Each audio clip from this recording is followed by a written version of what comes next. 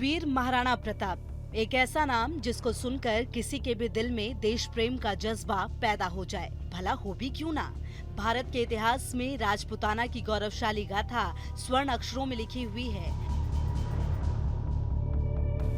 राजपुताना रणबांकुरों ने देश और हिंदू धर्म की रक्षा के लिए जान की बाजियां लगाई हैं।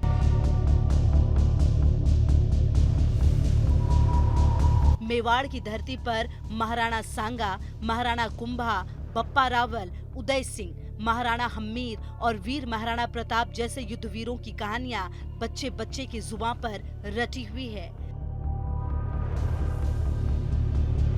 ये वीडियो नहीं, एक कहानी है महाराणा प्रताप की, उस प्रताप की जिसके घोड़े चेतक ने भी मुगलाई सेना को चकरा दिया, जिसके लिए हिंदी के कवि श्याम नारायण पांडे ने चेतक की वीरता नाम से एक कविता लिखी। रणबीर चौकड़ी भर भर कर चेतक बन गया निराला था, राणा प्रताप के घोड़े से पड़ गया हवा का पाला था, जो तनिक हवा से बाघ हिली लेकर सवार उड़ जाता था, राणा की पुतली फिरी नहीं तब तक चेतक मुड़ जाता था। हल्दी घाटी की लड़ाई में महाराणा प्रताप के घोड़े चेतक की अहम भूमिका रही है। गूगल विकिपीडिया में बताया गया है, गुजरात का एक व्यापारी काठियावाड़ी नस्ल के 3 घोड़े चेतक, अटक और त्राटक को लेकर मेवाड़ आया। त्राटक को महाराणा प्रताप ने अपने छोटे भाई शक्ति सिंह को दे दिया और चेतक को स्वयं के लिए चुना। इसके बदले व्यापारी को भानोल और गढ़वाड़ा नाम के 2 गांव भेंट हुए। चेतक काठियावाड़ी नस्ल में पाए जाने वाले एक खास रंग ग्रुलो रंग का घोड़ा था, जिसको नीला डन या फिर ग्रे डन कहा जाता है। इसीलिए मेवाड़ के इतिहास में महाराणा प्रताप को नीले घोड़े पर सवार वीर बताया गया। चेतक ने 1576 में हल्दी घाटी की लड़ाई में अपनी वीरता और अक्लमंदी का शानदार मिसाल पेश किया। लड़ाई में एक वक्त ऐसा आया जब दुश्मनों के बीच महाराणा प्रताप बुरी तरह फंसकर घायल हो गए, तो चेतक ने अपनी सूझबूझ का परिचय देते हुए उन्हें रणभूमि से निकाला और सुरक्षित जगह पर ले आए।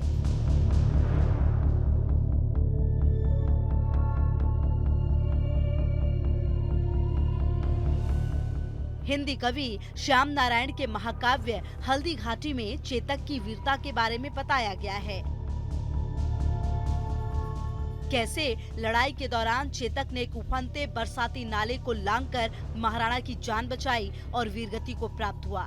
इतिहास में मिलता है कि महाराणा और उनके भाई शक्ति सिंह ने चेतक का दाह संस्कार स्वयं उदयपुर के पास राजसमंद में हल्दी घाटी गांव में किया, जहां चेतक की समाधि बनी और आज भी चेतक की स्वामी भक्ति के लोकगीत मेवाड़ में गाए और सुनाए जाते हैं। राणा प्रताप का जन्म 9 मई 1940 ईस्वी को मेवाड़ में स्थित कुंभलगढ़ के सिसोदिया वंश में हुआ। महाराणा के पिता का नाम उदय सिंह द्वितीय, मां का नाम महारानी जयवंता बाई है।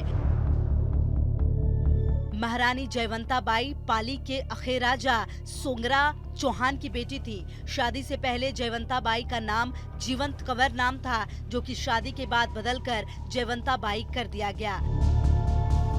मेवाड़ के इतिहास में दर्ज तथ्यों से पता चला है, जयवंता बाई अक्सर राज दरबार में महाराज उदय सिंह को राजनीतिक सलाह मशविरा दिया करती थी। महाराणा प्रताप के पिता उदय सिंह ने मृत्यु के समय रानी भाटियानी के बेटे जगमल सिंह को अपना उत्तराधिकारी चुना, जबकि प्रजा महाराणा प्रताप को ज्येष्ठ होने की वजह से राजा के रूप में देखना चाहती थी।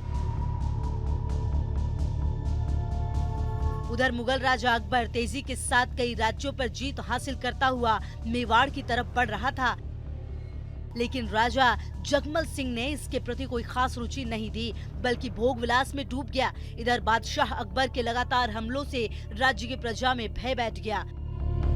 उन्होंने मदद के लिए महाराणा से गुहार लगाई। महाराणा प्रताप ने 1576 को मेवाड़ का राज सिंहासन संभाला और सन 1583 में हुए युद्ध में जगमल सिंह मारा गया।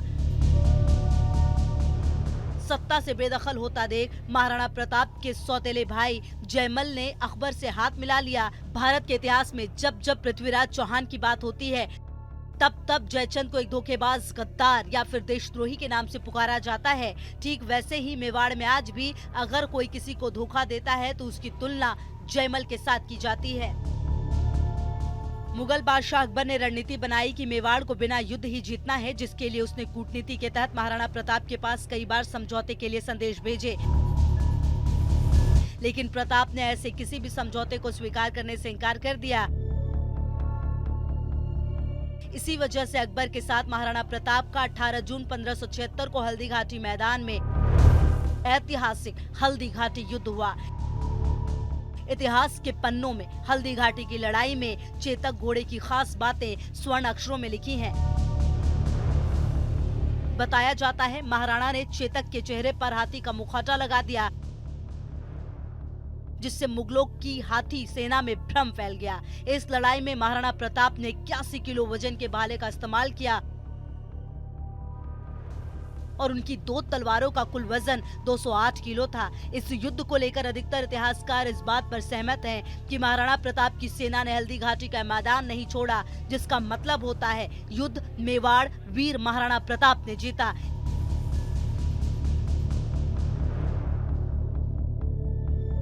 इसके साथ ही कई लड़ाइयों में मुगलों के हमलों से घायल हुए महाराणा प्रताप तो अकबर बादशाह ने उनकी जासूसी के लिए कई गुप्तचर पीछे पीछे लगाए।